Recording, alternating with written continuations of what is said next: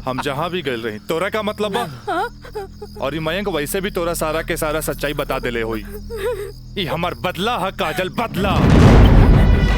Principal से शिकायत करके ते हमरा के पुलिस और कानून के धमकी तो दिला देले रहलिस, पर अब ब्याहता बन के सुहागरात बनेले बाड़ी। एकरा के छेड़खानी और रेप के नाम तो नानू दे सकेली। भाभी भाभी देख ले हम कितना गला फाड़ फाड़ के चिल्लाता ली, गला फाड़ फाड़ के चिल्लाता ली। भाभी हमसे ब्याह कर ला, हम तो जिंदगी भर साथ निभाए, लेकिन ना तोहार तो खोपड़िया में औते ना रहल। देख ला ठीक है ही तो कहत आई। हाँ? ए काजल तू मयंक से ब्याह कर ले, ऐसे भी एकरा हमार जूठन खाए की आदत बा। और तू अब बस हमारे को जूठन बारू, जूठन जूठन।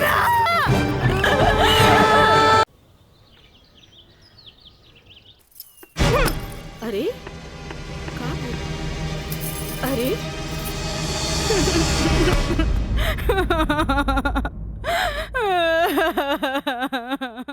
काजल, काजल, ए काजल, का भइल? अरे हमनी के अनदेखी करके यहाँ के रोवे लगलू। अरे का भइल? परीक्षा तो ठीक से गई ना? अरे बोल। प्रैक्टिकल खराब हो गए, एन वक्त में टेस्ट बुक टूट गए, हम फेल हो जाए भाई, हम फेल हो जाए। अरे का काजल, तू तो बड़ा जल्दी निराश हो जाई। अब केमिस्ट्री थ्योरी में जहाँ तक हमनी सोचले रहनी, कम से कम तोहरा के 40 मार्क्स तो मिलबे करी। अब प्रैक्टिकल में मार्क्स नहीं हो मिली तब पास होके से के रोकी? बाकी मिथिलेश बाबू, हम तो प्रैक्टिकल में छोड़ के आ गए नहीं। अरे तो का भइल, इन्विजिलेटर 0 ही दिहन ना, इतना हदीर काहे होत बारू? हाँ, एग्जामिनर अगर एकरा के इशू बना ले, अब माइनस मार्किंग करें, तब बे फेल होए के बात हो सकेला। अरे तो रो रो के हल्कान भैला से का पास हो जेबू? ये देखा था, जा मुँह धो, भगवान सब ठीक करिए। जा का ठीक करिए। अरे अब कहा होई कुछ समझ में नहीं क्या, कुछ ना बुझाता हमरा के। माँ जी अब रहुआ परेशान मत होई, एकर थ्योरी पेपर बहुते बढ़िया गईल हा। अरे तो तुहार गाइडेंस रहे तबे ना। अरे साइंस के स्टूडेंट रही त गाइड कर देनी, एमे का। त ठीक बा, अब तू ही समझावा ओकरा के। ठीक है। आई लघु हो जा चुप।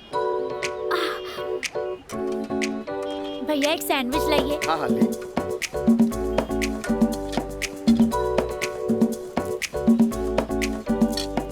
मुझे भी तो दो, और तीखा बा। भैया जल्दी से दो ना, मुझे भी। लेकिन छोला थोड़ा ठंडा हो गया है ना? अच्छा बा, ठीक बा। भैया रायदा, अब हमरा के चाहिए बस। अरे खाना यार, कहे अभी से एग्जाम में फेल हो गए लुका? हाँ, कहे चिंता में बड़ू हो? हाँ, चिंता ना रही का, तोरा नहीं के। Excuse me girls. काजल, तू तो बुझाता कि अभी लेक हमरा से नाराज बाड़ू। अरे नाराज तो हम हो रही तारा से, पर हमरा हमार दादाजी के सिखावल एगो बात याद आ गई। कोई भले ही बोए तोहरा ला काटा, तू बोए ओकरा ला फूल।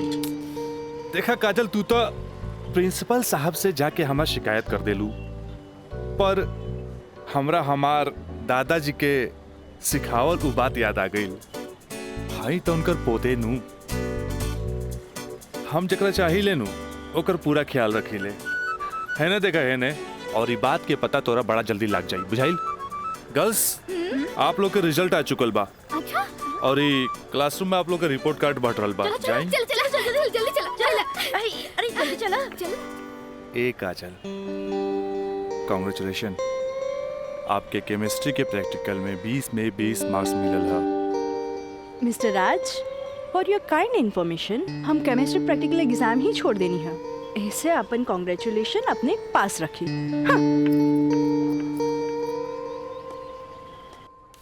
Roll number 31। यस सर।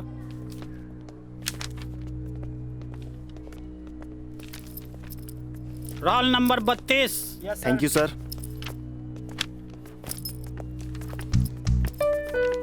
Roll number 33। यस सर। Roll number 34। यस सर। Roll number 35।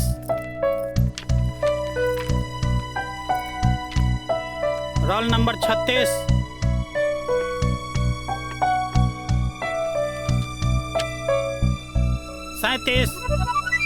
Roll number 38।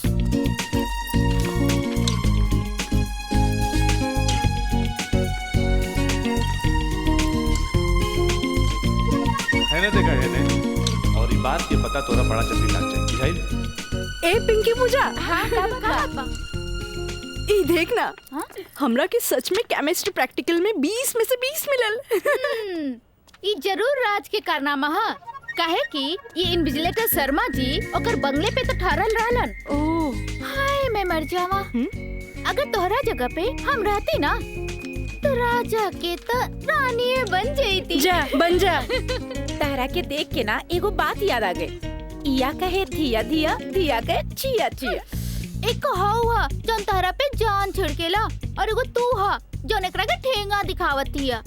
अच्छा चला चला, हम तो परीक्षा में पास हो गए नी, ये हमरा खातिर बहुत बड़ा बात बा। पापा देखिए तो बहुत खुश हो जाइए हैं। हाँ चला चला चला।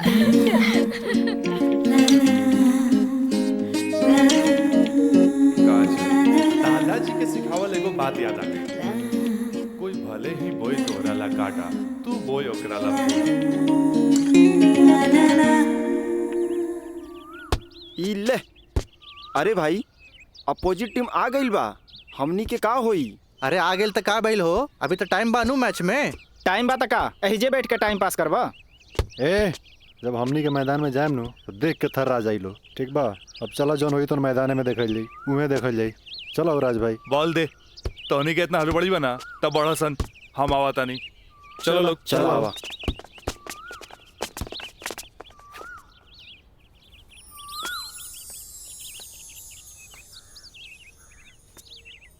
सुनो,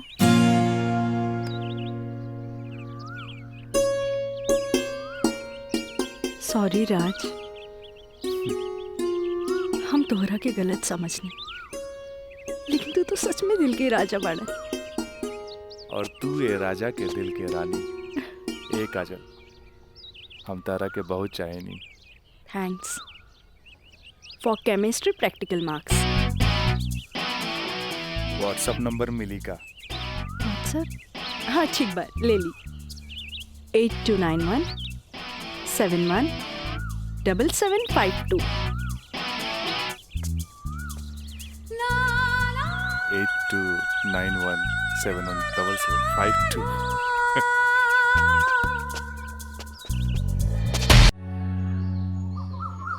अच्छा ये बताओ यार कि तो हम लोग अब प्यार, मतलब हाँ प्यार कब से चला था?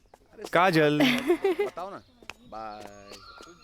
काजल, हम दोनों एक दूसरा से प्यार करेले, फिर भी तू हमरा से दूरी बना के काहे रहेलू? राज, हम कोनो ऐसन वैसन लड़की ना है। जब तक शादी ना होखे तब तक हमनी की दूरी बनौले रखे के चाहिए। गुड, तहारी ये आदा हमरा के नीक लागेला। हेने सुना? हाँ? देखा राज, तू हमार कोनो फायदा ना उठा पाई बा। एक मिनट, हम आओ तनी।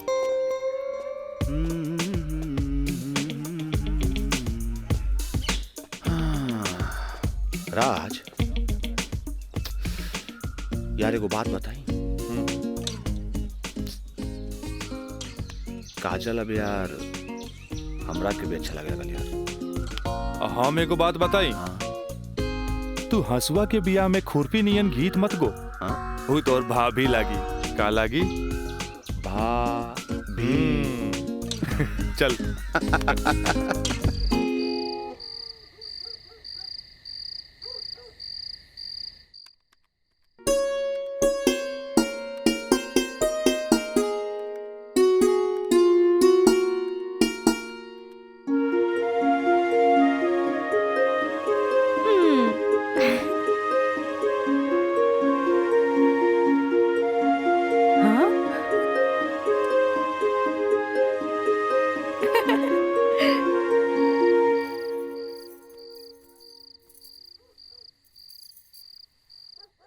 घर के सब काम निपटा ले लू। हाँ, ब्लड प्रेशर के ई लो सर एज खात खात रउआ के सालन बीत गए। अरे एक बेर डॉक्टर से पूछ लेती कहीं गोलियां तो ना चेंज करे के बा।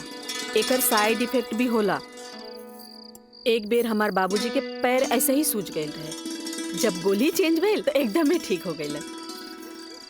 तू हमार कितना ख्याल रखेलू। अच्छा ये बतावा, तू अपन थायराइड के गोली खा लू कि ना? अरे कहाँ खाइला, 3 दिन से तो वो खत्म हो गइल बा। का गोली खत्म हो गई? तू हमरा का बतैलू ना कि गोली खत्म हो गई। अरे तू मरबू, तू एक दिन जरूर मरबू। फिर हमरा से ये ना कहिया कि हमार ख्याल ना रख ले। अरे जब मरिए जाए तो कहा बोला। तब तू का चाहेलू, हम जिए थे जी मर जाएं? हैं? दहाइला, आज के बाद हम हो दवाई ना खाई। और मारा चढ़ गई। हाँ? तलवा के लहर माथा पर चढ़ गई। अरे तलवा के लहर माथा पर ना चढ़ी तो क्या हुई? तू दवाई ना खाईबू तब बिस्तर पकड़बू। फिर घर के चूल्हा चौका घर बाहर के देखी। अरे हमरा तो कचहरी के काम से फुर्सते ना मिलेला। फिर बैठ के तुम्हारी सेवा के करी। अरे के करे कहा था सेवा? मत करब, मरे दे, मत ले बापन कचहरी से छुट्टी। तू तो यही चाहता रू कि समाज हमरा के रनवा बन के फिरत देखत रहे। हे भगवान माफ करी हमरा के। अरे तू हमरा के माफ करा। जाई। अब हमरा कोनो जुगाड़ करे के पड़ी। काजल। हाँ काजल के माथा चाटी। काजल, काजल जी का करता रू? पढ़ाई करत रही, वो इंटरनेट से कुछ नोट्स लेत रही। ठीक है काजल, तो क्या हमार क्रिया आज से तो हाथ ड्यूटी है कि तू अपना माई के रोज भोरे भोरे थायराइड के गोली देबू। अरे वो तक खुद मरी है और हमने सबके भी मार दी है। कॉलेज जायलू ना? जी बाबूजी, लाइब्रेरी में पढ़ाई खातिर कल संडे है, फिर भी हम जाए। ठीक ना बाबूजी? Good, very good. ऐसा ही पढ़े के चाहिए, तब तरक्की करबू।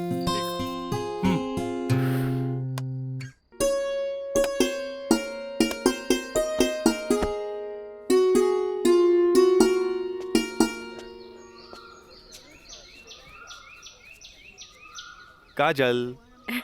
Thank you. काजल, हम दोनों एक दूसरा के बहुत चाहिए।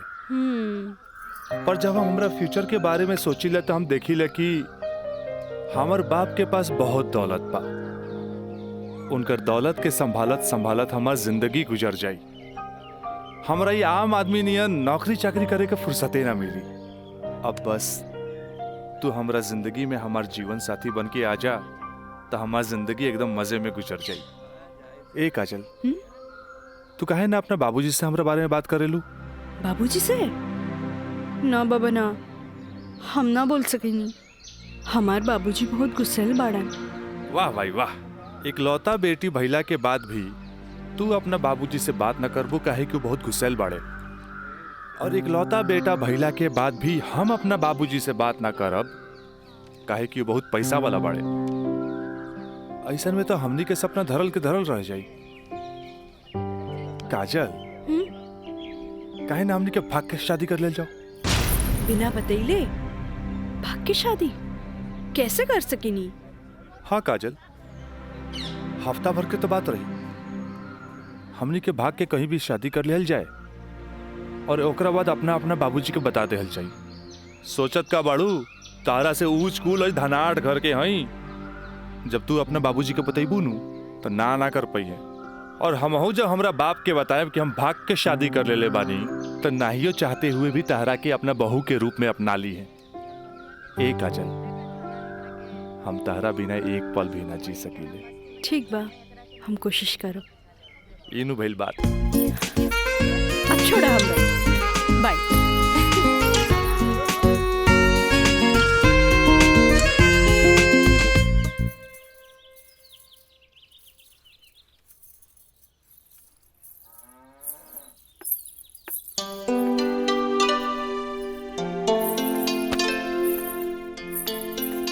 काम आई थोड़ा सा आराम नहीं किया होत का? जब देखा काम का सिर्फ काम ही करबू। हमारा आराम के छोड़, ई बता हमरा से तोरा के का काम पड़ गई जे हमारा आराम के सोचे लगली? काम आई, हम तो हमेशा सोचनी ना माई। कॉलेज से एक हफ्ता एक्सकर्शन खातिर हमनी के हजारीबाग जाए के बा। हम डैडी से ये बात नहीं के बोल सकत। परमिशन दिला दे ना माई प्लीज। हमरा के मजौवा के समझ ले ली का? हाँ, अरे हमहू ग्रेजुएट बानी। ई होली में तोरा के कौन कॉलेज लेके जाता? वो होली तो मार्च में पड़ी, अभी तो फरवरी चल रहा बा। एक हफ्ता की तो बात बा माई, प्लीज माई प्लीज। अच्छा, तोर बाबूजी आज ऑफिस नहीं खे गइलन, मिथिलेश के संगे बैठल बाड़े। कौनो शादी में जाए के बा, चल कोशिश करत आनी। Thank you Mai, thank you. Mithilesh, वो कहल जाला ना कि हाकिम के अगाड़ी या घोड़ा के पिछाड़ी ना रहे के चाहिए हैं? मजिस्ट्रेट साहब के इकलौती बेटी के बियाह, यही से हम खुद चलता नहीं तो हम न्योता तोहरे हाथे भिजवा देती। अरे रउआ चलती तो उनको भी खुशी होत। हाँ ए जी। लेकिन हाँ? ई का कहतिया? का कहतिया? अरे कॉलेज टूर पे एक हफ्ता खातिर हजारीबाग जाए चाहतिया। ये एजुकेशनल टूर आके पिकनिक? एजुकेशनल टूर अच्छा। बोली ना। ई तो निम्मन बात हो सर। स्टूडेंट्स के बाहरी दुनिया देखल उतने जरूरी है जितना विषय के ज्ञान। ठीक है, एजुकेशनल टूर है तो मैं अलाउ करता नहीं, बाकी नो मटर गस्ती, ओनली पढ़ाई। जी पापा। ये बतावा ये सब में कितना खर्चा आई? 2-3 हजार पापा। तू हमारे से 5,000 ले ला, ठीक है? थैंक यू पापा। चला हो, तू हमला के दिखावा कि वो न्योता के कागज तैयारी के लिए बांध देले बानी। चलो आए। मिथिलेश, हम आवत हैं, बैठो। जी सर जी। Thank you so much Mithilesh बाबू, अगर रउआ ना बोलती तो ये हरगिज ना मानतन। अरे वो तो हम तुहार मुंह देख के साथ दे देनी। जा मजा करा। कैसन लागल? वाह सो ब्यूटीफुल। ये कहाँ लेके आ गई ला? पहले चला था तब ना पता लगी। उतरा। अरे स्टैंडवा कहाँ चल गई?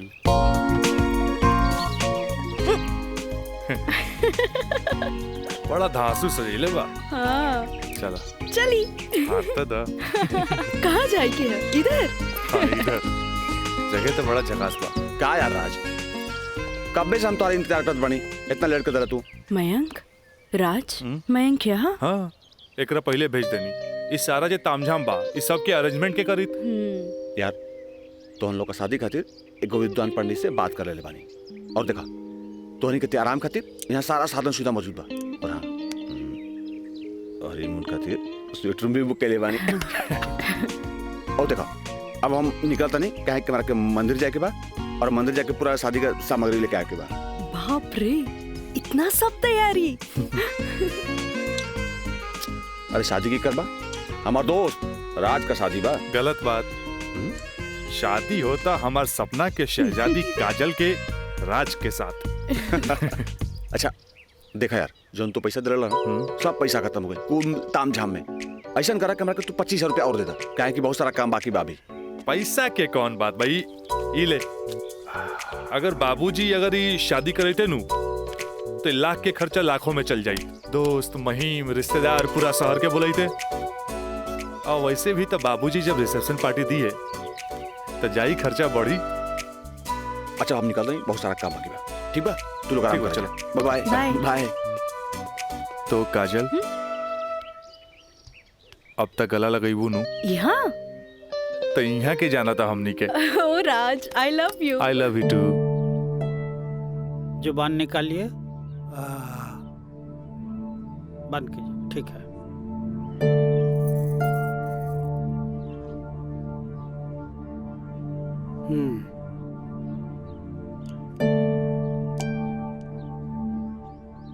सांस लीजिए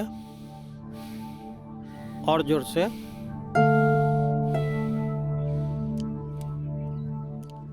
घबराए के कोई बात नहीं है। ऊपर के बीपी थोड़ा बढ़ गई है। अच्छा। से लागता कि काम के प्रेशर ज्यादा बा। जी नया मजिस्ट्रेट आइले हाँ, से कुछ ज्यादा ही फाइल इनके हवाले कर देले हाँ।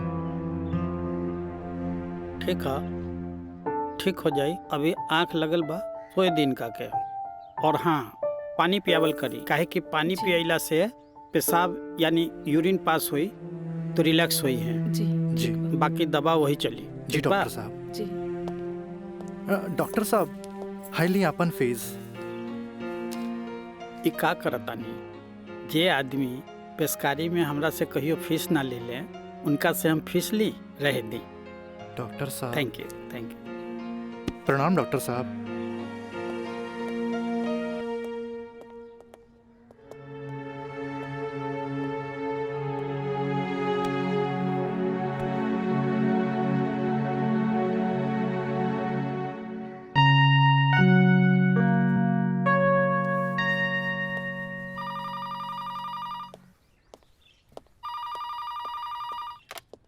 हेलो, हम काजल बोले तानी। हाँ काजल बोला, कैसन बारू? माई बाबूजी कैसन बाड़न? बाबूजी के तबीयत खराब बा। बीपी बढ़ गई हा, से सुतले बारन, उठाई का? हाँ, नहीं छोड़ दी, यहाँ सब ठीक बा। आप कैसन बानी? हाँ हम तो ठीक बानी। माई के बुलाई का? ना, रहे दी, आके हम सरप्राइज दे। Okay bye. Okay bye. केकर फोन रहे? काजल के। अच्छा। वहाँ के ठीक बारी। अच्छा। खोज खबर लेत रही। अच्छा माँ जी, हम चलत तानी, सांझ के फिर से आ जाए। ठीक बा।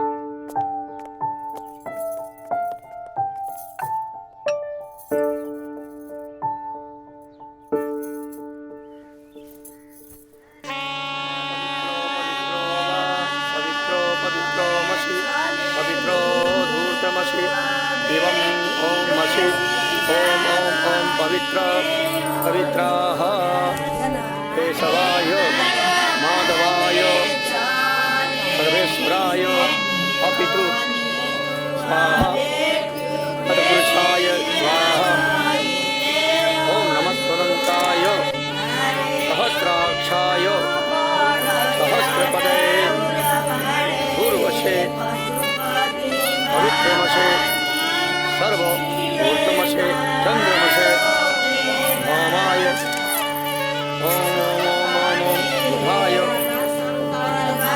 ओम पवित्रो वा पवित्राय नमः सावित्रे नमः पवित्रे नमः तत्पुरुषाय सर्वेश्वराय नमः ऊर्ध्वमशे पवित्रमशे सर्वमशे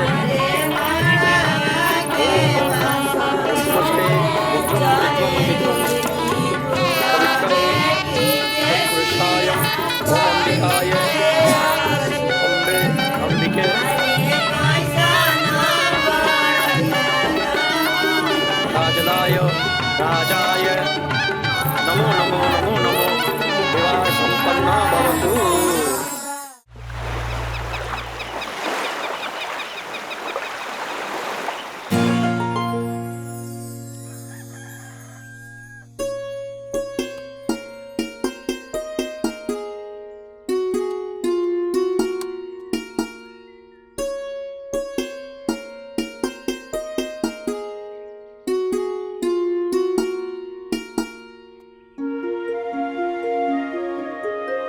काजल, काजल,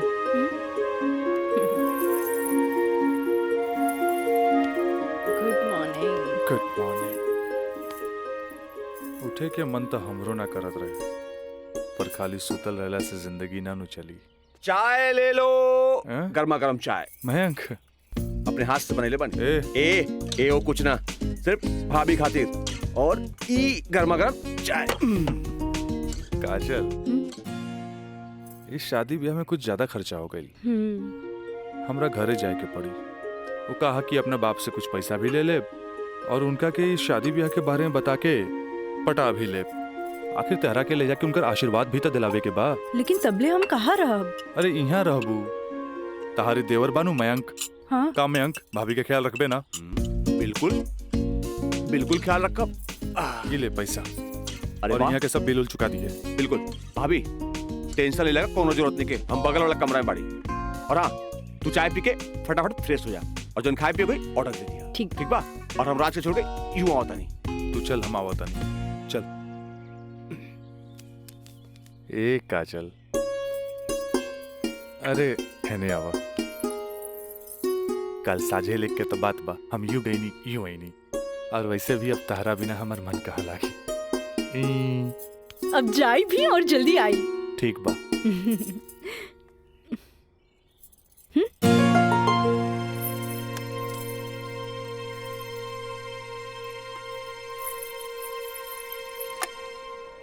हेलो।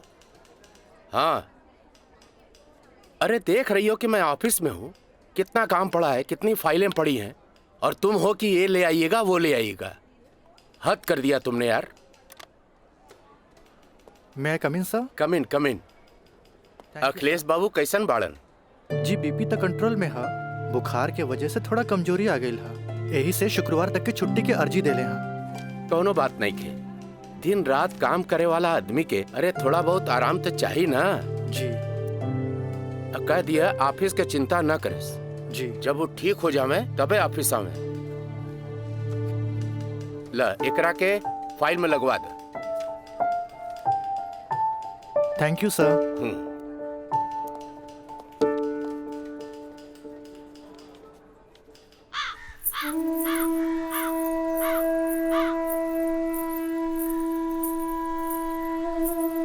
अरे भाभी आइए बेटी। भाभी क्या बात बा, बड़ा परेशान लागत बानी? हम राज के फोन लगा लगा के थक गए नहीं, कभी डेड टोन मिले था तो कभी आउट ऑफ कवरेज एरिया। तोरा पास उनकर कोनो लैंडलाइन नंबर बा? ना भाभी, और हम उनका दूर नंबर फोन लगा के थक के हार के बैठ गई।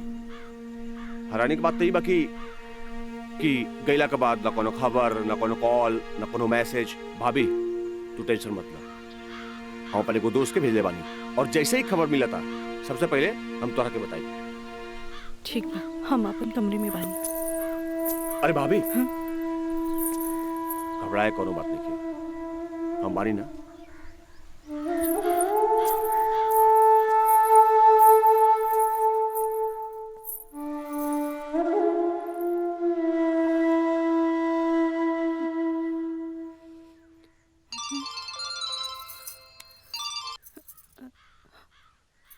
काजल, ट्रिप कैसन जा रहल बा? ट्रिप ठीक बा। का बात बा, तोहार आवाज में खनक नहीं खे? नहीं, ऐसा कोनो बात नहीं खे, हमार मतलब सब ठीक बा।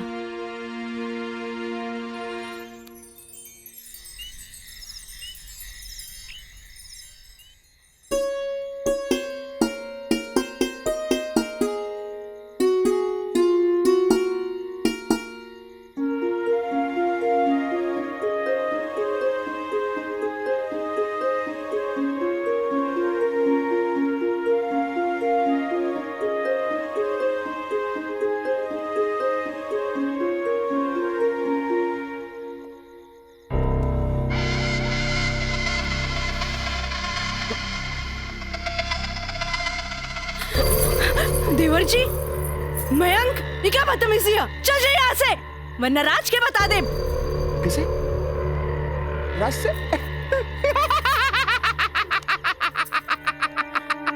राज से?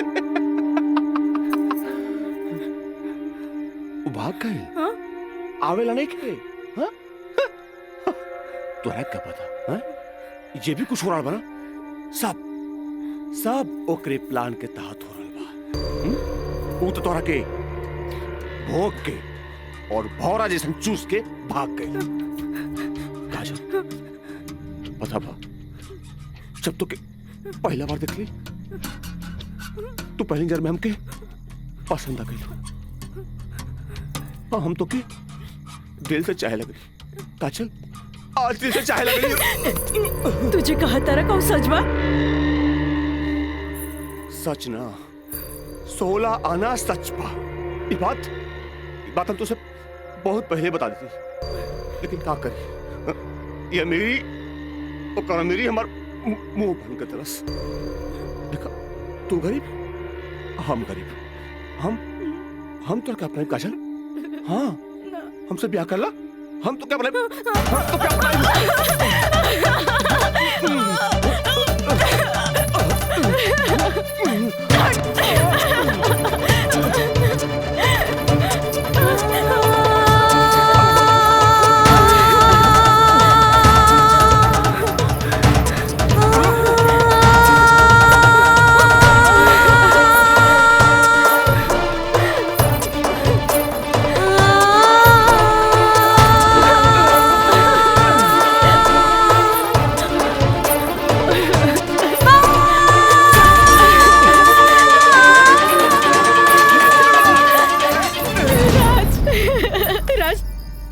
चल गए रे हमरा के छोड़ के। ई महंग तो और काजल के बर्बाद करेंगे चाहत रहे। तू बोलत काहे नहीं कि राज बोली ना। हम जहाँ भी गए रही तोरा का मतलब बा? और ये मयंक वैसे भी तोरा सारा के सारा सच्चाई बता देले होई। ये हमार बदला है काजल, बदला। प्रिंसिपल से शिकायत करके ते हमरा के पुलिस और कानून के धमकी तो दिला देले रहलिस, पर अब ब्याहता बन के सुहागरात मनेले बाड़ी। एकरा के छेड़खानी और रेप के नाम तो नानू दे सकेली। भाभी भाभी देख ले हम कितना गला फाड़ के चिल्लाता ली, गला फाड़ के चिल्लाता रही। भाभी हमसे ब्याह कर ला, हम तो जिंदगी भर साथ निभाए, लेकिन ना तोहार तो खोपड़िया में औते ना रहल। देख ला ठीक है, तो कहा ताई। हाँ? एक काजल तू मयंक से ब्याह कर ले, ऐसे भी एकरा हमार जूठन खाए की आदत बा। तू अब बस हमारे को जूठन बारू, जूठन जूठन।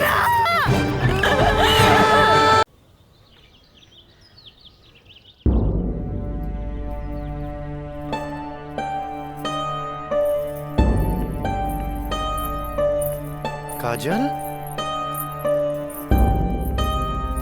काजल कहाँ भइल मई बाबूजी के? अरे ये ठीक बाड़न, दवाई खा के सुतल बाड़न। रुका हम उठा देता नहीं। ना मैं रह दे, आराम करी दे।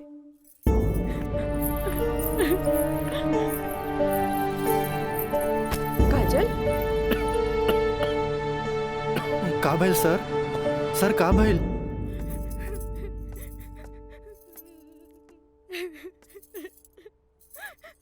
काजल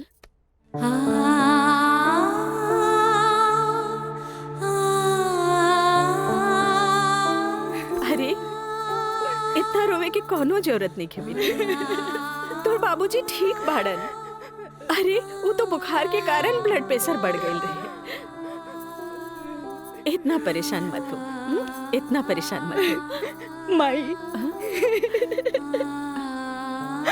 हमरा से बहुत बड़का गलती हो गई। हम एक्सकर्शन में ना गए रहे, बल्कि हम अपन बॉयफ्रेंड के साथ गए रही। और वो हमरा के दगा दे गए।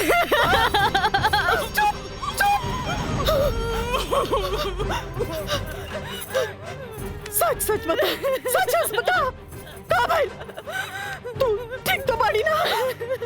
तू ठीक तो बाड़ी ना? हम ठीक तो ना बानी माई। माई तू हमरा के एक वचन दे कि तू हमरा से दोबारा कुछ ना पूछबे।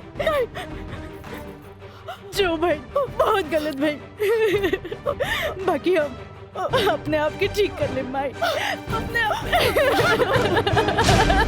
काजल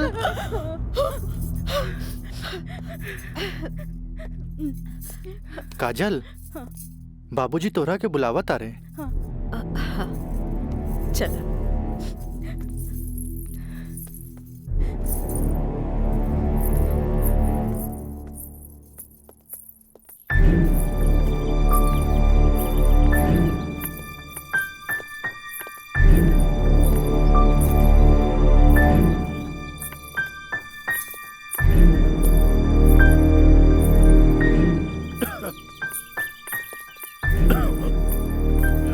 प्रणाम बाबूजी। अब तबीयत कैसन बा? आ गइलू बेटा? ठीक है बा। तू बतावा तो ट्रिप कैसन रहा, और अब आगे पढ़े के का प्लान बा बेटा?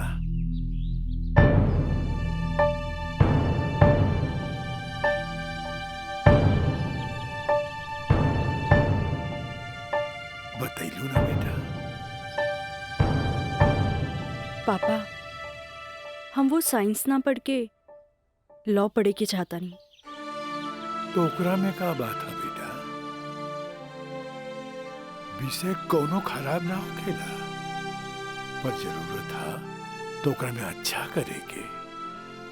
अगर तू लॉ ज्वाइन करे के चाहता रहो तो लॉ ज्वाइन कर ला।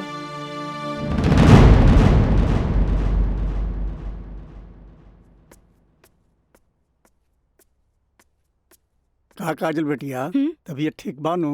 क्लास कब के खत्म हो गई? तू बैठल वारू बंद करे के रहे। हाँ काका, रूम लॉक कर दी। हम तो बस ऐसे ही बैठ गए रही। अच्छा।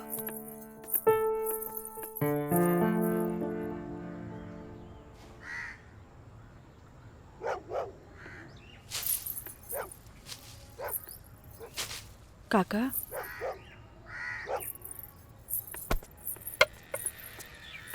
अरे बिटिया तू फिर आ गेलू?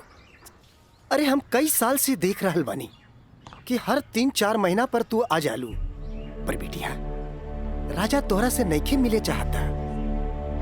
वो बड़ लोग हवन, उनकर जिंदगी में तारा जैसी लड़की की कीमत चाय के कुर्बा के बराबर हा, जे पी के फेंक देवला। काका तोहरा का लागता कि हम को फिकल कुर्बा है? नहीं बिटिया नहीं, ऐसे बात नहीं के जे हम देखिला से बताइनी। बिटिया हम उनकर घर के नमक खैले बानी, फिर भी जब जब तू आयलू हम उनका बताइनी। पर राजा बाबू है कि एक कान से सुने ना और चल जालन। पर बिटिया हम वहां के नौकर हैं, फिर भी अगर हम तारा काम आ जाई ना तो हम अपना के बहुत खुश नसीब समझब। काहे कि तू जब जब आवे लुनू हमारा देखल नहीं जाला। बिटिया काका अब की बार उनसे कह दिया कि काजल आखिरी बार आयल रहे, एगो घड़ा रहे जेकर पानी ऊपर तक भर गई।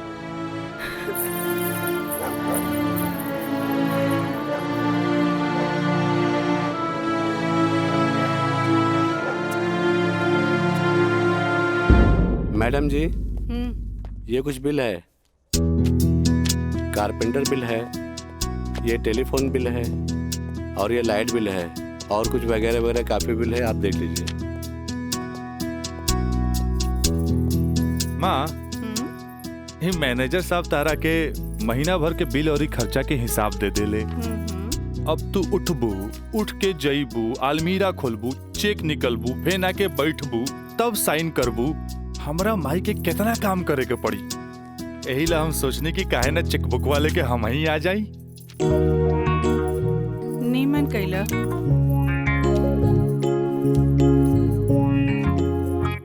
अच्छा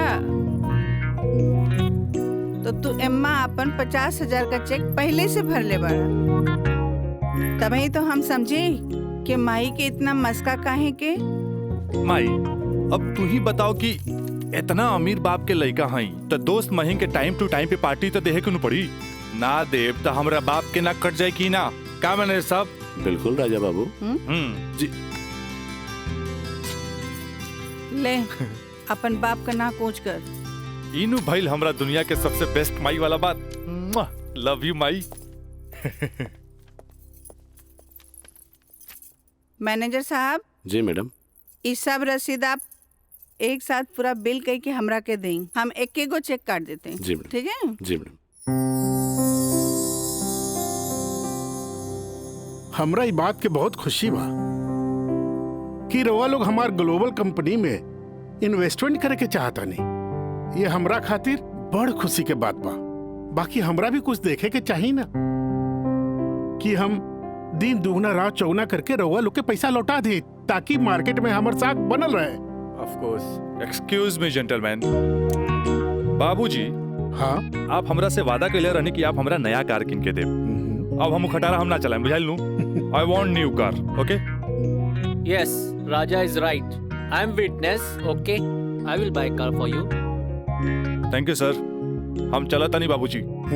तो ठीक बा, रवे कार खरीदा दे।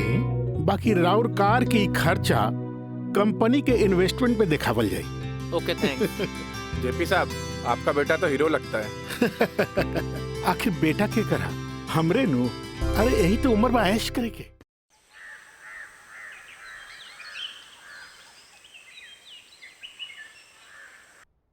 काजल जी तारा के देख के हमें 4 साल पहले के काजल याद आवतिया।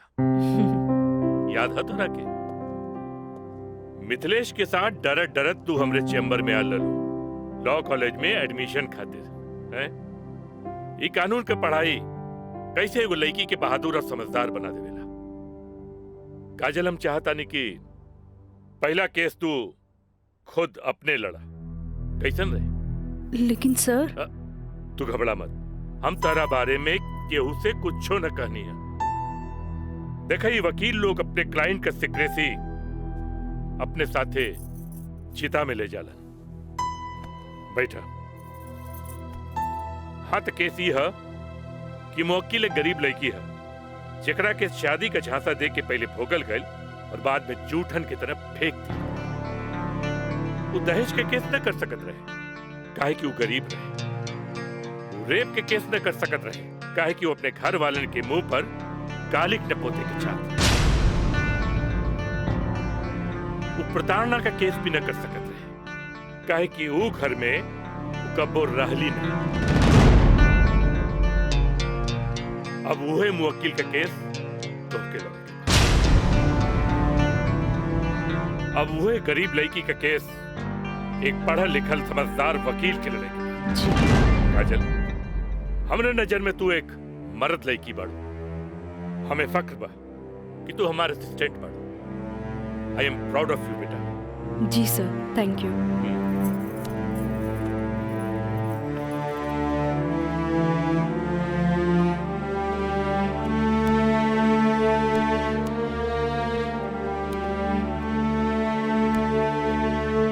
बाबूजी, लड़की हर मोड़ पे डरत रहेली। अकेले होके तो सुनसान से डर, भीड़ में होके तो लोगन के डर, जब हवा उड़े तो दुपट्टा उड़े के डर, केहू घूरे तो ओकरा आग के डर, बचपन में माई बाप के डर, बड़ होके तो भाई से डर। सिर्फ डरत रहेली, तब तक डरत रहेली जब तक ओकरा जीवन साथी ना मिल जाए। और हमार जीवन साथी तो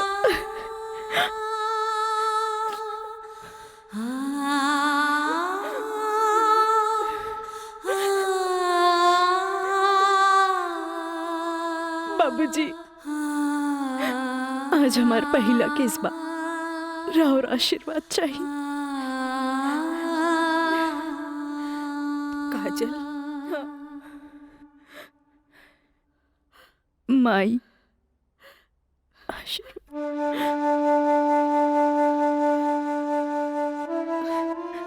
तोरा के वचन तो हम दे चुकल बानी, कुछ ना पूछेंगे। बाकी जौन काम में तू लगल बाड़ा, हमारा आशीर्वाद बा तोरा के कामयाबी हासिल हो।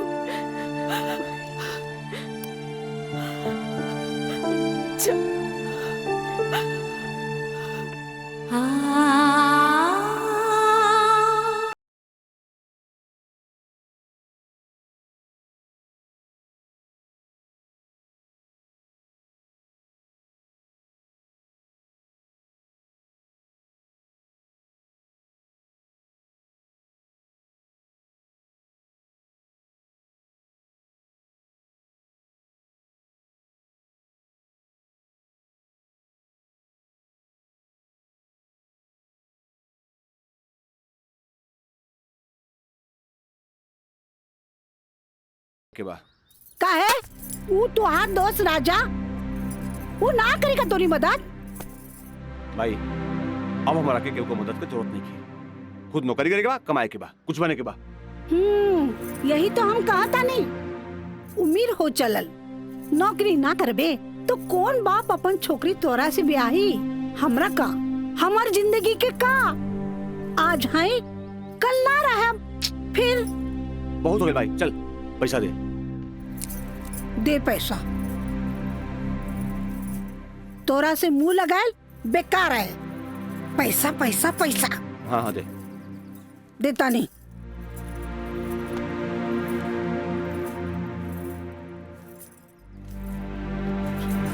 कितना? हम गिन ले ली, दे 500 और दे। ना नहीं, 500 और दे। का है? 3,500 चाहिए। देनी ना। चल अब ठीक काहे मांगता रे? चल जा, पैसा चाहिए। एक बात कही, तू दुनिया का सबसे अच्छा माई है। चल मैं चलता रही।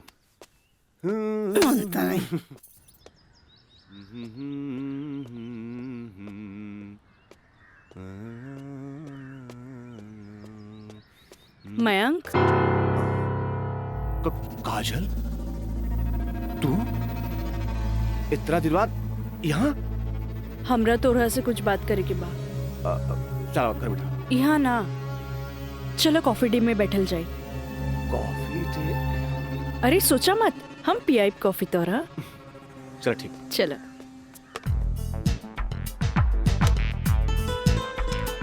इला। Thank you. पिया ना।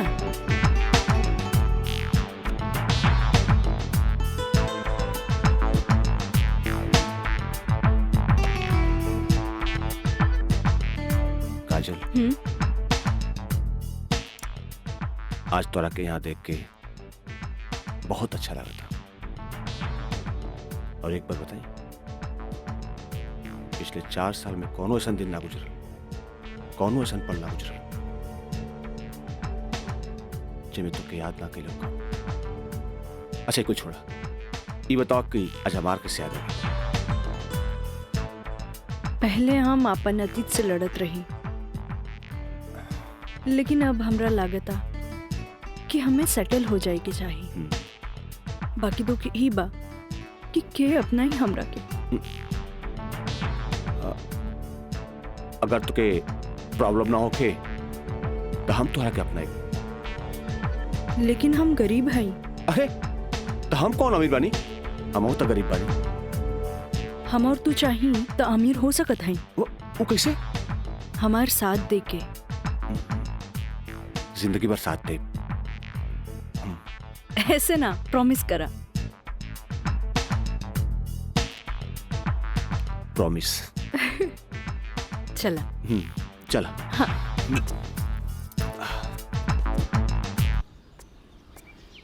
मिथिलेश जी, कोनो देर तो ना भइल? अरे ना बाबा, पहले ई बतावा भइल का? मयंक से साथ देवे की वादा ले लेनी है। अब तू अपन मिशन में कामयाब जरूर हो जाएगी। आगे देखी, लेट्स गो। सुनी, एगो बात कही, सब कुछ जलना के बाद भी आप हमें हेल्प करत हैं, ऐसे हम कबो ना भूल सके। पहले तो ना, पर अब सोचे लगनी है कि जिंदगी के हर लम्हा में आपके जरूरत पड़ी। चल आप चली, थोड़ा घरे छोड़ दी।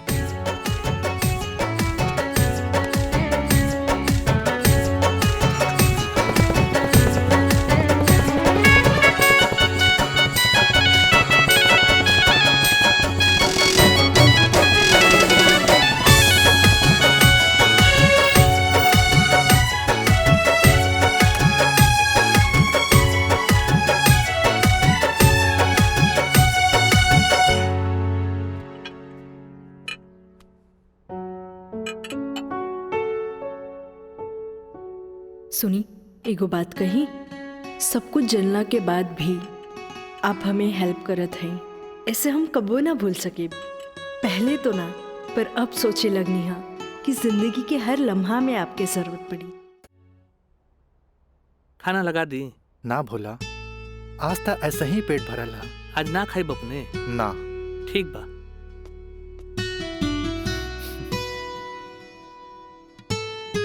मैं पंडित देवी दत्त शर्मा। का कहनी है?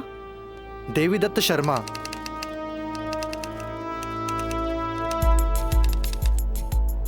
सत्रह मई के भाईल। अच्छा भैया तनी जल्दी करी, देर होता। ली। दी।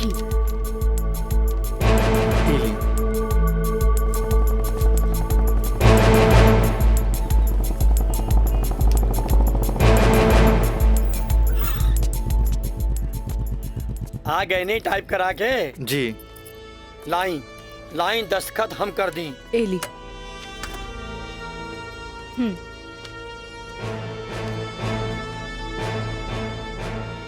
जय गणेश। ई कामता हो गई। अब बैंक के दस्तखत लेवे के पड़ी। वो आप हमरा भी छोड़ दी, वो हम ले ले। ठीक है।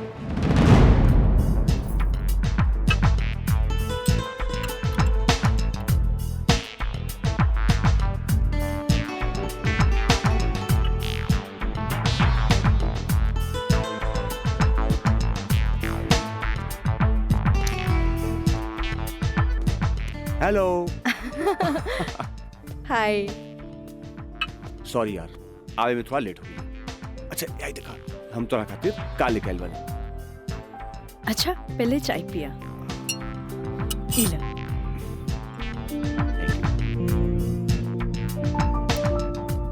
अंगूठी सोना के? हाँ। वह इतना हल्का? मन तो रहे कि हीरा के लेके आई थी, लेकिन का करी, पैसा का तंगी। अच्छा ई बतावा, खुशहाल जिंदगी जिए खातिर तोहरा कितना पैसा चाहिए? 20 लाख। अगर हम तोहरा पूरी 50 लाख दी तो कैसन रही? उसे ही रही, समझ ला अनार के आंख मिल गई। तो चला फटाफट ई पेपर पे साइन कर दे। अरे पढ़ा मत, यही से हमनी करोड़पति बन जाए। हाँ, हाँ ल। ठीक। डॉलर भी कदम तो गिरब तो हर बहिया में ना।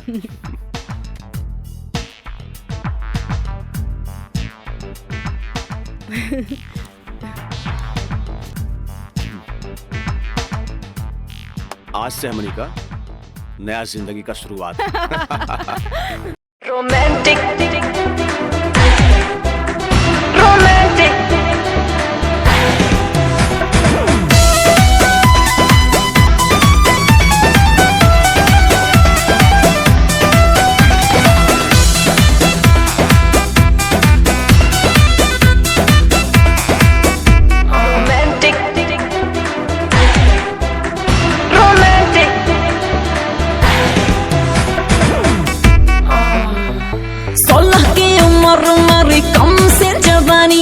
खोज रही हूँ ऐसा मुंडा जो हो खानदानी।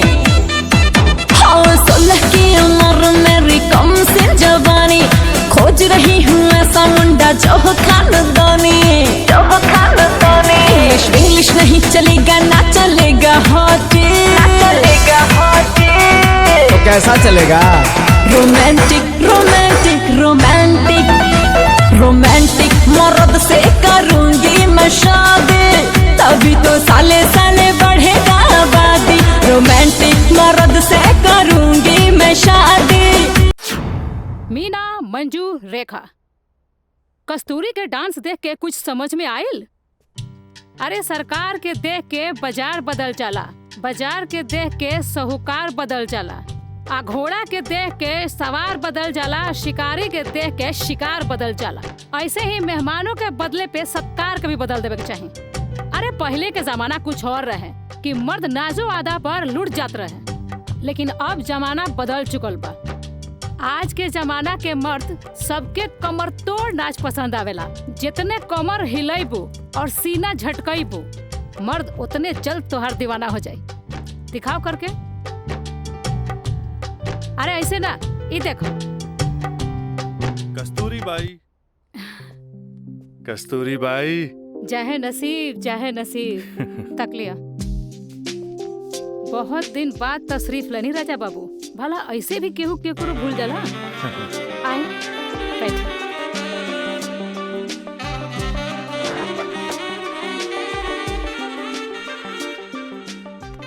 ना कस्तूरी बाई, हम भुलाइल नहीं की।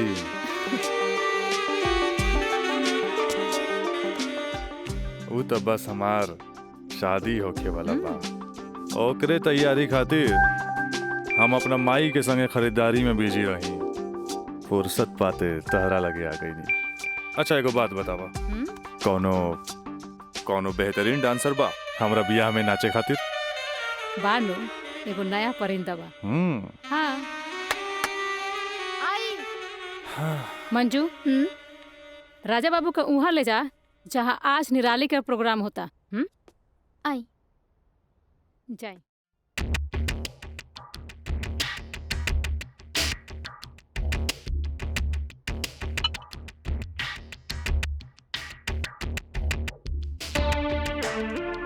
कस्तूरी, तहार निराली हमरा बहुत पसंद आई।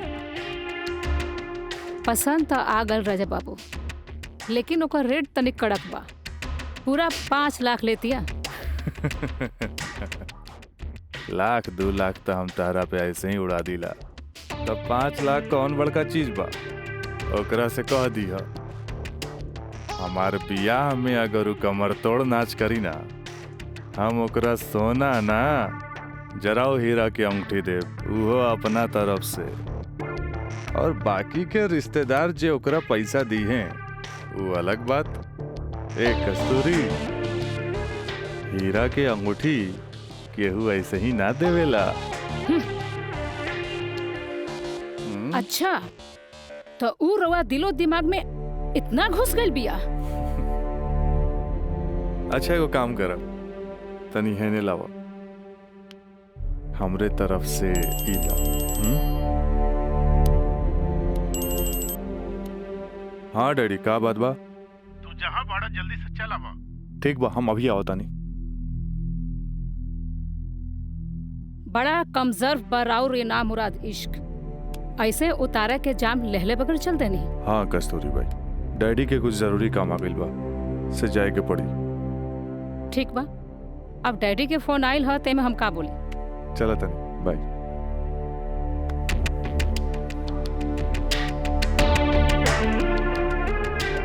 हीरा के अंगूठी तो दे गई, लेकिन तेरा दिल में गड़ल निराली के तीर निकाले के पड़े।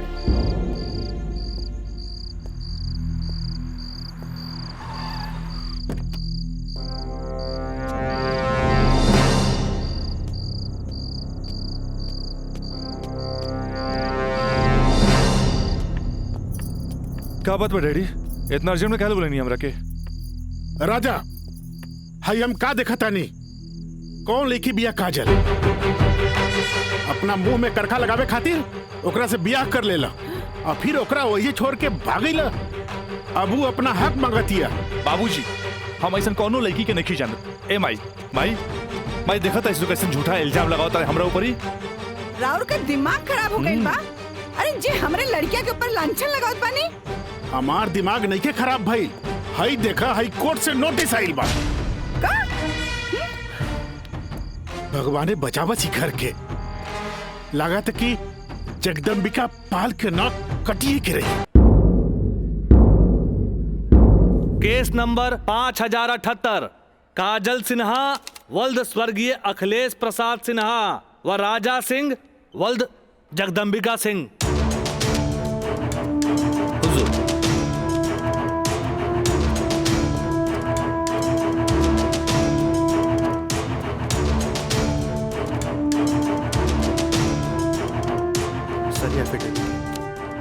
केकर? गवाहन के। अच्छा ठीक है, जग बेटा। मिलॉर्ड, असल में ये एक अमीर आदमी के प्रताड़ित करे वाला केस है। साथ में पढ़े वाला 2 बालिग दोस्त के आपन मर्जी से हम बिस्तर होए के केस है। I object milord. हमार फाजिल दोस्त एकदम बेकार का बात कर रहल बड़न। सच्चाई तो यही है कि हमार मुवक्किल काजल का बिया राजा के साथे बाकायदा मंदिर में भैल रहे, और यह 2 गवाहन के एफिडेविट। एगो राजा का सबसे खास दोस्त मयंक और दूसर बियाह कराए वाला पंडित। आप देख ली। 4 साल बाद हमार फाजिल दोस्त के मुवक्किल कहाँ रहले? सच्चाई तो ई बा जज साहब कि हमार मुवक्किल राजा के शादी रोक के रुपया ऐठे के एगो षड्यंत्र बा, षड्यंत्र। शादी? कैसन शादी? अरे राजा का शादी तो पहले ही हो चुकल बा। अगर दोबारा शादी भइल ना तो तोहार मुवक्किल जेल जाई, जेल। बस जज साहब बस, हमू इनका से यही पूछा तानी कि आखिर ये किस्सा 4 साल बाद ही काहे उठावल गई, बताई? हम बतावा तानी जज साहब।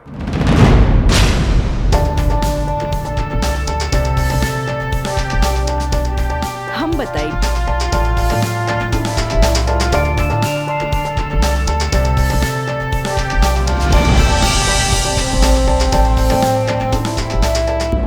मिलॉर्ड, हम चाहेब कि ये केस हम खुद लड़ी।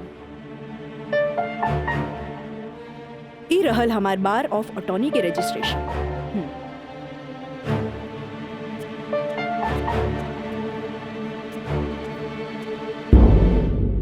ओके, you can proceed. Thank you sir. आशीर्वाद दी। खुश रह। जा। मिलॉर्ड, बचाव पक्ष के वकील बार बार पूछा तारे कि 4 साल हम कहाँ रही। मिलॉर्ड, 4 साल इनके मुवक्किल राजा जैसन तमाम मुजरिमों के सजा दिलावे खातिर ई चोंगा बहुत जरूरी रहे।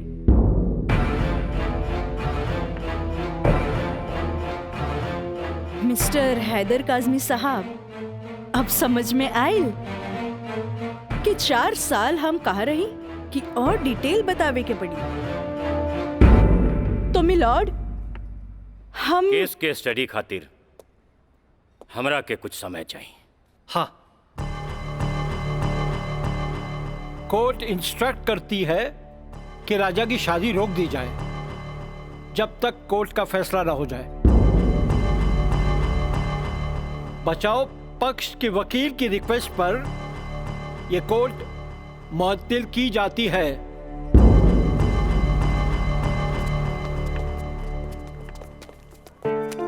बहुत सही किया। देख के घबरा गई, तुरंत चल गया। बहुत अच्छा।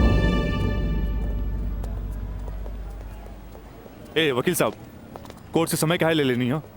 तका करती तू हमरा के बतेबो ना कैला कि लड़की खुद वकील बिया। अरे तय से आपके का फर्क पड़ी? तू का समझबा कि हमरा का फर्क पड़ी? वो लड़की के आईपीसी आदि कानून के सब धारा मालूम हुई। एक खातिर हमरा के जीरा में सावधानी बरते के पड़ी। खैर तू चिंता ना करा, अब अगला तारीख लेवे दा हमरा के। वकील साहब, अगला तारीख रहुआ जल्द से जल्द ले लिहल जाओ, और रहुआ पैसा के चिंता एकदम न करब। हम पैसा के चिंता ना करब, अगला तारीख जल्दी ले ले हम। चलो चलो बाबूजी, चलो चलो।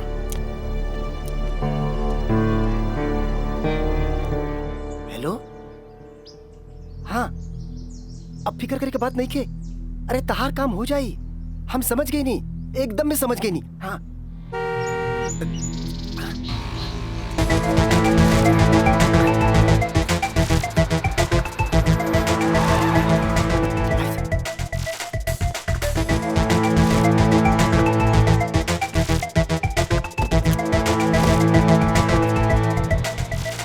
हटा ना, ये पाइप पे कर दिया बे। रखा था नहीं। हाँ।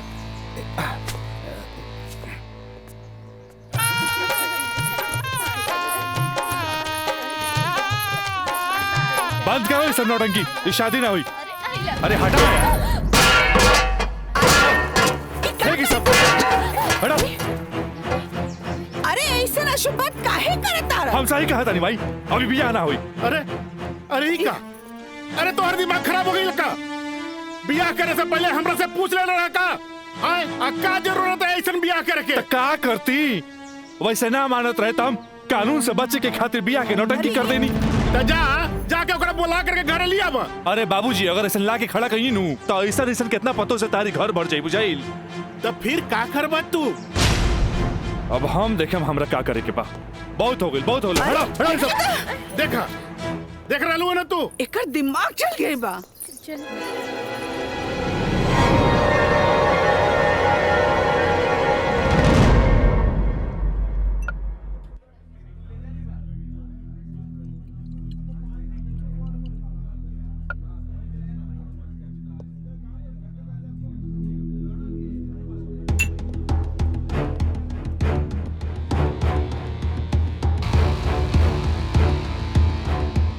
बोलो राज, का बात बा? पहले पेट तब भी बहुत दिन का बाद मिलल बा।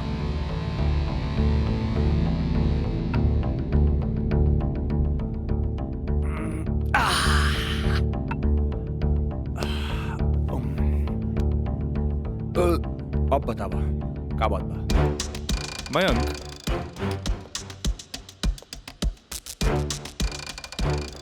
भाई तोरा अपन बयान बदले के पड़ी। एफिडेविट के बाद भी?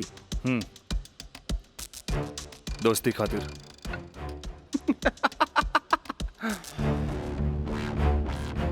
बयान देवे का कीमत काजल 50 लाख लगो ले गया।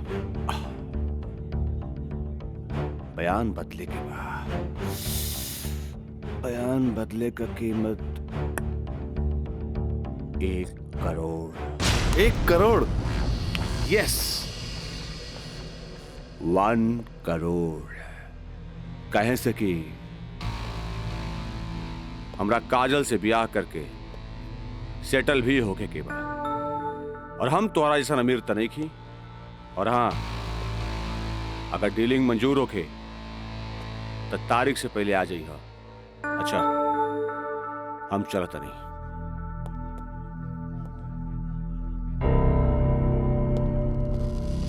हमार बिल्ली हमरे से में आओ।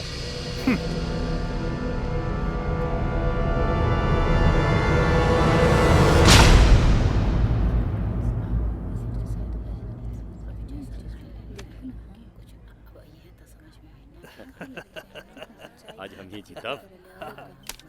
केस बहुत बढ़िया बा। Order order. बचाव पक्ष अपनी बात रख सकते हैं। योर ऑनर, बचाव पक्ष के हमार मुवक्किल राजा के हम कटघरा में बुलावल चाहब। ओके, यू कैन।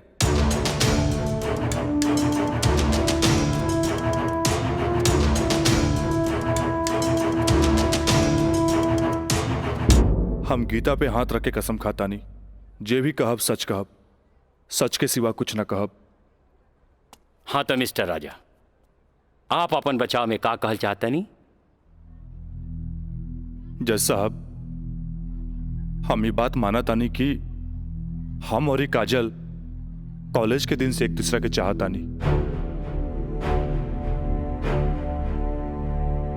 अपना अपना मर्जी से हम दोनों भाग के शादी भी मंदिर में कर लेनी। होटल के बिल और ही शादी के खर्चा कुछ ज्यादा हो गए रहे, यही से हमरा घर वापस आए के पड़ल। पर जज साहब, हमार इरादा बिल्कुल नेक रहे। हम सोचनी कि हम घर वापस आके अपना पिताजी से कुछ पैसा भी ले लहब और उनका के शादी के बारे में कुछ सच्चाई भी बता दे। जज साहब, हम बिल्कुल निश्चिंत रहे कि काजल के देख रेख ला वहां हमार जिगरी दोस्त मयंक तो बढ़ले बा। पर जज साहब, जब हम वापस लौट के गई तो वहां के नजारा देख के तो हमार होशे उड़ गई। जज साहब, हमार नई नवेली दुल्हन काजल हमारा जिगरी दोस्त मयंक के बहिया में गलबहिया खेलत रहे। I object milord.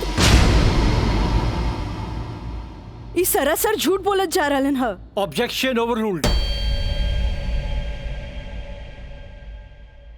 मिस्टर राज, आप अपना बयान जारी रखिए। जज साहब, तब खटाक से हमारा दिमाग में एक बात याद आ गई कि कॉलेज के दिन में हमार जिगरी दोस्त मयंक हमरा से बोले रहे कि वो काजल के पसंद करेला और काजल भी ओकरा के पसंद करेली। पर जज साहब, हम सीधा साधा आदमी हो मेरा तेकरा देवर और भाभी के मजाक के रिश्ता समझ लेनी। लेकिन जज साहब, ई सरासर झूठ बोलने जा रहल बारन। I object milord. हमार दरख्वास्त बा वकील साहिबा से कि इनका जे कुछ भी कहे के बा बुलैला पे कटघरे में आके कही है।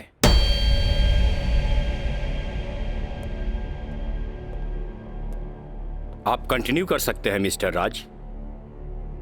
जज साहब, कोई भी आदमी अपना बीवी के केहू दूसरा के भैया में देखी तो ओकरा मन मस्तिष्क पर का गुजरी, ये आप अच्छे से समझ सकीले जज साहब। मिलॉर्ड, ई सरासर झूठ के पुलिंदा आपके सामने रखल जा रहल बा। कोर्ट के गुमराह करे की कोशिश करी जा रहल बा। तया पानी ना कोर्ट के सही रास्ता दिखावे वाली। अरे घबराई ना, जल्दी ही रहुओ के बयान देवे के समय मिली।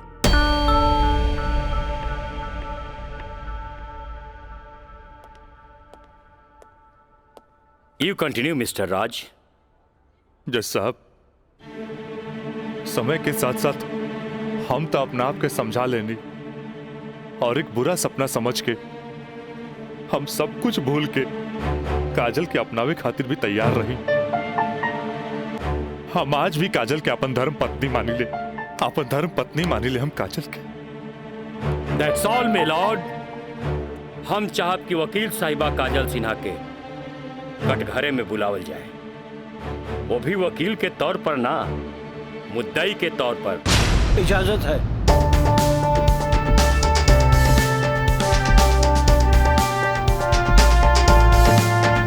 जाइए आप बैठिए। हाँ तो काजल सिन्हा जी, हम चाहब कि आपन प्रेम कहानी अपने ही जुबान से बयां करी। जज साहब, ये बात सच है कि हम रात से प्रेम करे लगनी। मतलब ई कि और पहले केहू से प्रेम करत रहनी, बाद में रात से प्रेम करे लगली? जी ना, पहले हम रात से नफरत करत रही, बुझनी? अच्छा अच्छा, तो नफरत प्रेम में बदल गई? जज साहब, हम अपन मर्जी से ब्याह खातिर राजी हो गई नी और माई बाबूजी के बिना बतैले ब्याह कैनी, जे बहुत बड़ भूल रहे। ब्याह कैनी तो सुहाग रात तो मनैले होई बुना। आई बताई, मर्जी से कि बिना मर्जी से मनैले रहलू? वकील साहब, दुनिया की हर लड़की जब अपन मर्जी से ब्याहली तो उस सुहाग रात भी अपन मर्जी से ही मनावेली ना। हम ए से पूछत रही कि जब सुहाग रात मनावत रहलू तब बगल के कमरा में राज के दोस्त मयंक रहलन ना।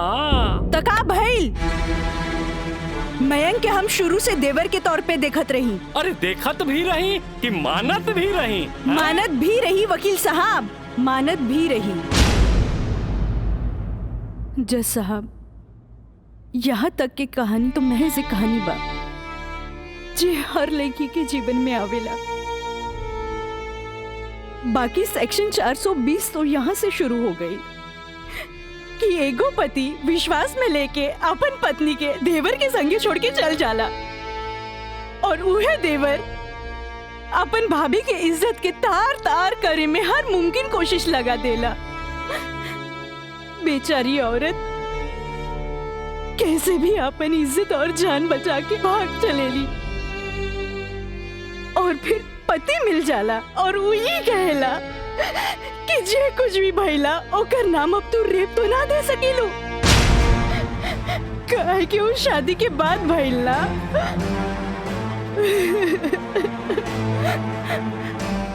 और रहल बात शादी के, तो तू सो कॉल देवर से कर सकेलू, काहे के ओकरा हमार झूठन खाए के आदत है। जज साहब, हमार सगरो अरमान चूर चूर कर दिहल गइल। हमरा कुछ समझ में ना आइल, आखिर हम करी तो का करी? हम परिवार से मजबूर हो गए नी जज साहब, हमरा झूठन बना देल गइल।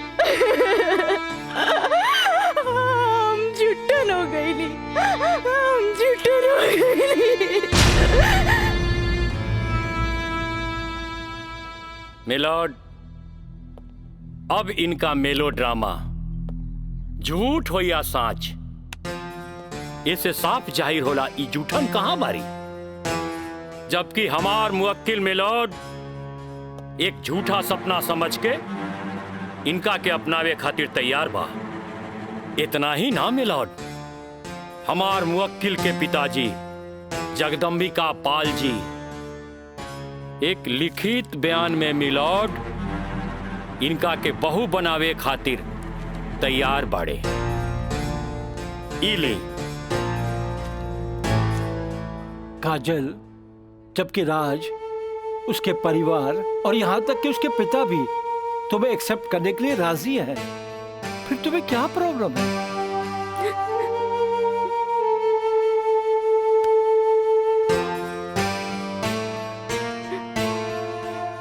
तुम बोलती क्यों नहीं हो? कुछ तो बोलो। मिलॉर्ड, वहाँ मर जान के खतरा है।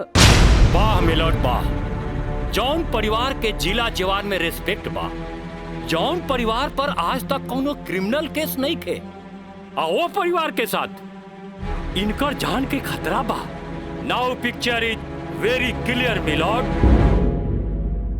जज साहब, हम वकील साहब से ई पूछे के चाहतानी, जब इनकर मुंह वकील और उनकर पूरा परिवार उ लड़की के एक्सेप्ट करे के रेडी बा, तब उनकर घर में दूसर शादी की तैयारी काहे चलत रहे? हमरा त लागता कि ई लोग कानून के अंधा समझ के ओके बेवकूफ बनावे चलल बा। आज के लिए कोर्ट मुअत्तल की जाती है। The court is adjourned for further dates.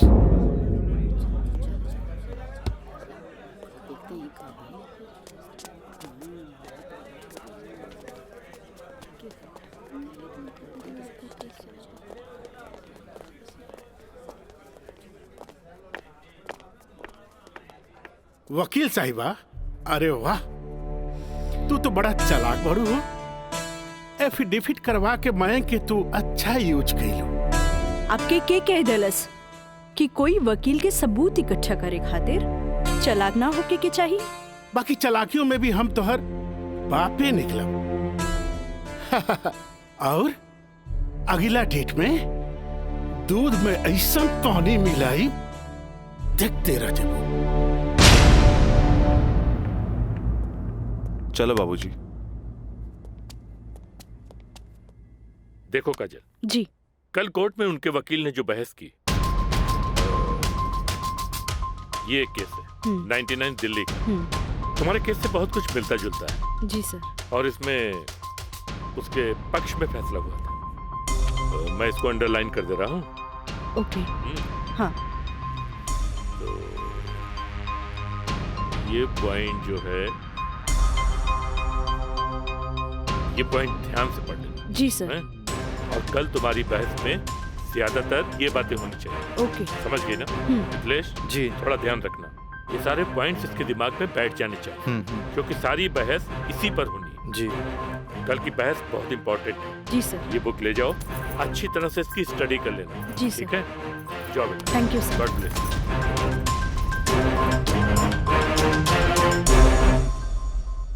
आँख कहेली कि एक नया इंसान देख ले, लेकिन दिल कहेला कि ना।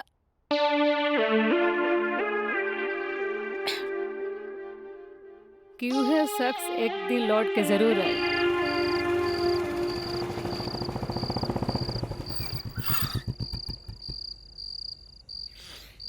जफाव ने मारा, वफाव ने मारा। निराली, अरे निराली, मुझे तेरी अदाओं ने मारा।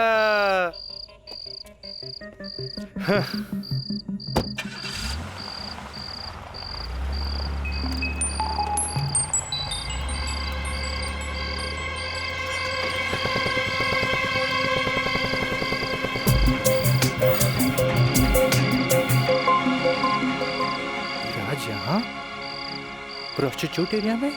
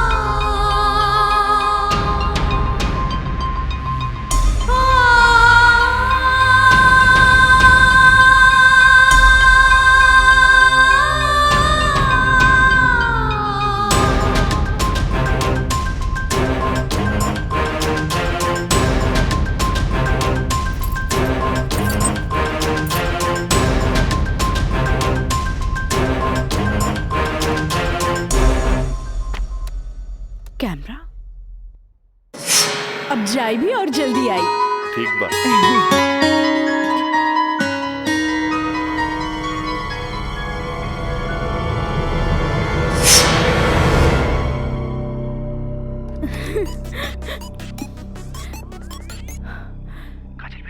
हाँ काका, काजल बोला तानी। काजल बिटिया काम हो गई। का काम हो गई काका? जल्दी से 3 कोनवा पर आ जा। ठीक है काका, अब तानी। का बात है? केहू देखत तो नहीं खे। इला तहार दिहल कैमरा और ई रहल कैमरा के चिप बिटिया। हे भगवान, बहुत बच बुचा के आइल बानी ताकि केहू के शक ना हो। थैंक यू काका। अरे रिका बिटिया, देखा बिटिया, भगवान के घर में देर होला, अंधेर नहीं खे, और भगवान तारा बहुते कामयाबी दी है। अच्छा बिटिया जी। अच्छा बिटिया, हम जाता हैं। ठीक बा।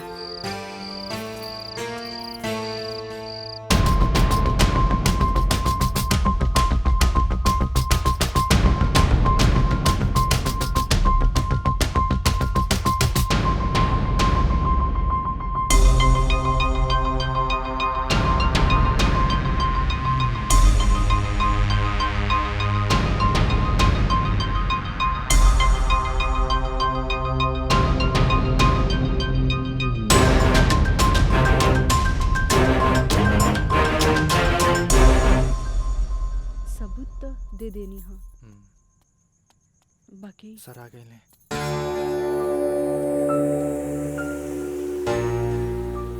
प्रणाम सर। खुश रह काजल। वो लोग समझ ले रहन की तमाशा होई, बाकी तू चुप रह के बाजिए पलट देलू हैं। तू जौन भी सबूत हमरा के देले रहलू, हम सब स्टडी कर ले बहुत सही है। I am proud of you बेटा। Thank you sir. God bless you. Mithilesh ji, कल कोर्ट पे मिले जाए। ठीक बा सर। ठीक है, चलो। प्रणाम सर।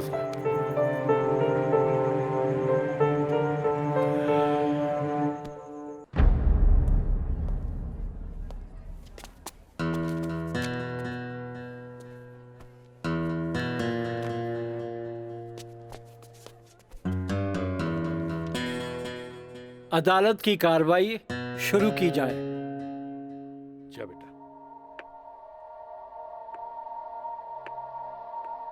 मिलॉर्ड, असल में ई केस एगो अय्याश अमीर आदमी के अय्याशी के केस है।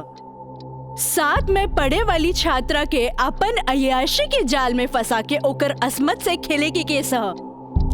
I object milord. हमार वकील साहिबा के शायद दिमाग खराब हो गई बा जी। हमार मुवक्किल पर बेबुनियाद घटिया इल्जाम लगा रहल बाड़ी। मिलॉर्ड, जेकरा ई घटिया और बेबुनियाद इल्जाम कहतारे ओकर बुनियाद है। हम चाहे कि इनकर मुवक्किल राजा के कटघरे में बुलावल जाए। इजाजत है।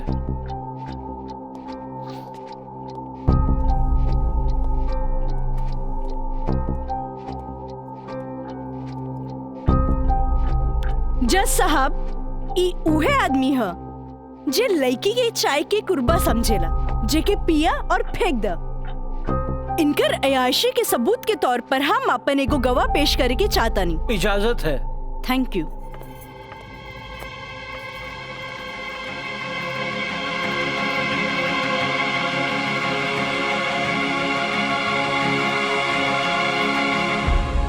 जज साहब, इस शहर के जानल मानल तवाइफ कस्तूरी बाई है। हाँ तो कस्तूरी बाई, ई जे सामने कटघरा में खड़ा बाड़न, का आप इनकरा के पहचाने ली?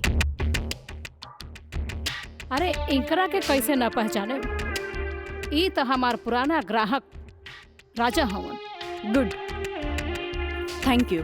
अब जा सकेनी। हाँ तो जज साहब। I object milord.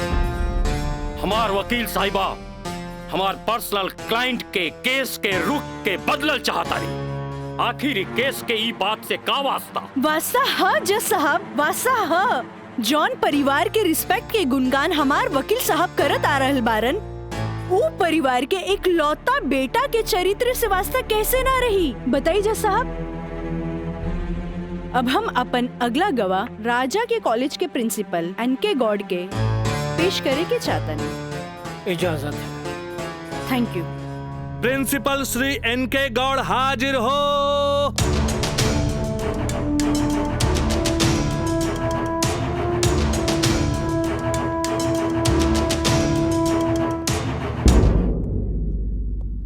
हाँ तो प्रिंसिपल साहब, आपकी कॉलेज की एक छात्रा काजल सिन्हा के साथ जब ई शख्स सरेआम छेड़खानी कैलस और जब वो आपसे रिपोर्ट करे के बाद पुलिस में जात रही, तब आप का कहनी?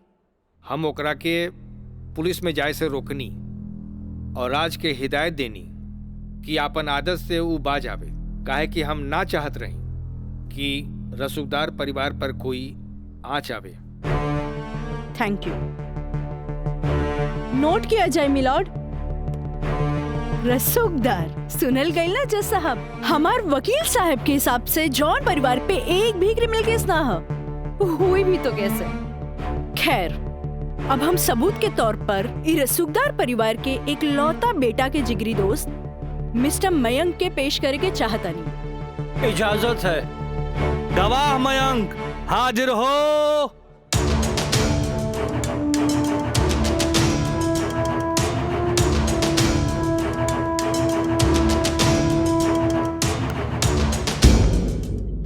हाँ तो जज साहब। जज साहब, हमार वकील साहिबा खामोखा अदालत के वक्त के बर्बाद कर रहल बाड़ी और उस सवाल के जवाब देवल नहीं की चाहत जेमे बियाहता के पति और पति के पूरा परिवार बियाहता के रखे खातिर तैयार बा। तही बात में कौन जान के खतरा बा? बियाहता ई शख्स उहे आदमी बाड़न जेकर मदद से शादी जैसन पवित्र बंधन के आड़ में कानून के धोखा देवे के साजिश रचल गई, जेकर रचयिता बाड़े मिस्टर राजा और साथ देवे वाला बाड़े मिस्टर मयंक।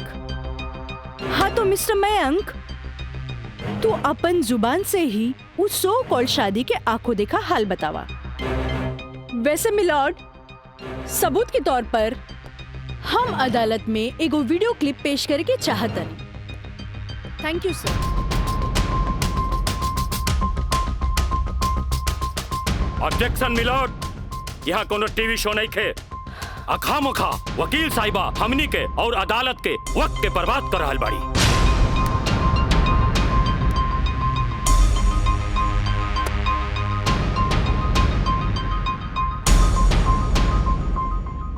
जज साहब, वीडियो क्लिप में साफ दिख रहल बा कि दुल्हा दुल्हन के दाएं बाएं ना बल्कि आमने सामने बैठाल गईल ह, जे हिंदू रीति रिवाज से बिल्कुल गलत बा और ऐसे नहीं से भइल काहे कि पंडित से शादी ना करावल गई, एक बहरूपिया से पंडित के रूप धरावल गई। आप यही क्लिप के साथ पंडित के बयान खुद से देख ली। जज साहब, हम रेलवे कर्मचारी हैं, रुपया के लालच हमरा के नकली पंडित बने पर मजबूर कई देलस। जज साहब, हम एक गरीब आदमी बानी और पैसा का लालच बड़े बड़े लोगन के अच्छा और बुरा समझे का शक्ति के छीन लेला। हम तो एक गरीब आदमी बानी। दोस्त के कहला पर हम एगो भलता आदमी के पुजारी बना के इन लोग का ब्याह करवा देली। आखिर हम भी क्या करती? जज साहब, काजल की खूबसूरती का हम दीवाना हो गए और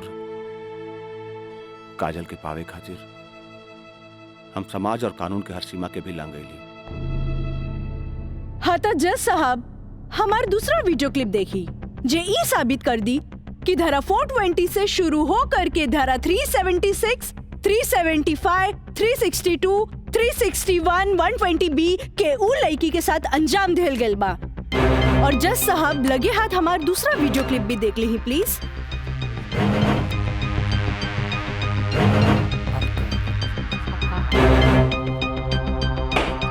ऑर्डर ऑर्डर। अरे हटाओ, हटाओ, हटाओ। हम सही कहा था नहीं भाई, अभी बियाह ना हुई। तोहरा के बियाह करे के कौन कहले रहे? तो क्या करती? वैसे ना मानत रहे तो हम कानून से बचे के खातिर बियाह के नौटंकी कर देनी। जाके ओकरा बुला के घर लिया। अरे बाबूजी, अगर ऐसे ला के खड़ा कहीं नू तो ऐसा कितना पतों से तारी घर बढ़ जाई बुझाई।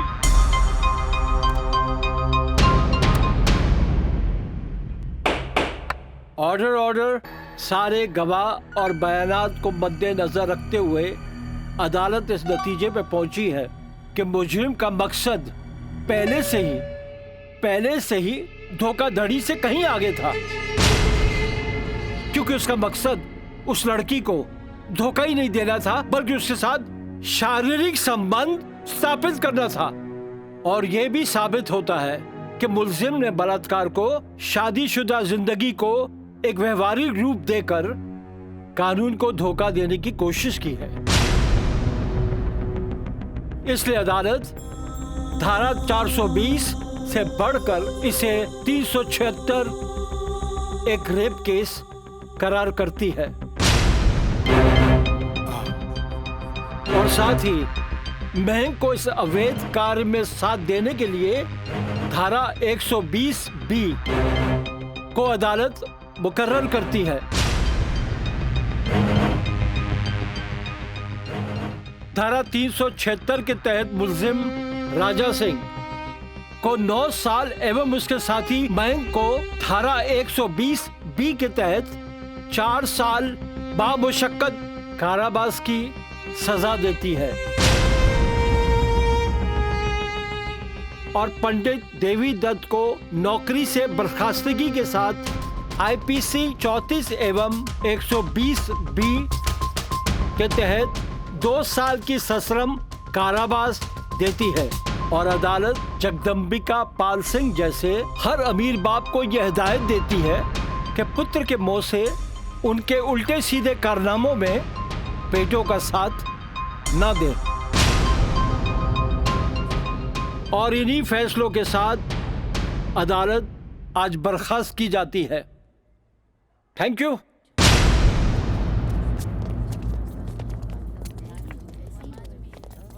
सर,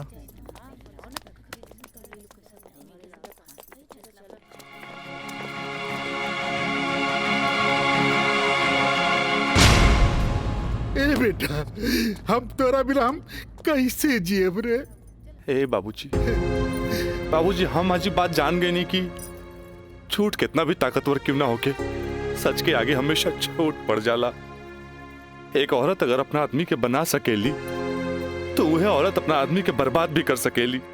बाबूजी हम कबो औरत जात की इज्जत न कईनी, उनका के अपना पाव के जूती समझनी, पर हम भूल गए रहनी की जन धन दौलत पे हम इतना घमंड करे ले। बाबूजी वो तो एगो लक्ष्मी के रूप है।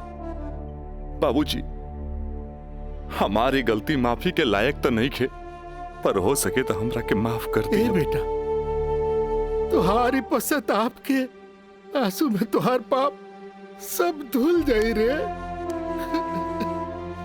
चलिए इंस्पेक्टर साहब। Kajal, congratulation, I am really proud of you. Congratulation तो हमरा के बोले के चाहिए, काहे कि जीत हमरा लिए अकेले पॉसिबल ना रहे जे आप हमार साथ ना देती। Good, I am really proud of you Kajal. Thank you sir.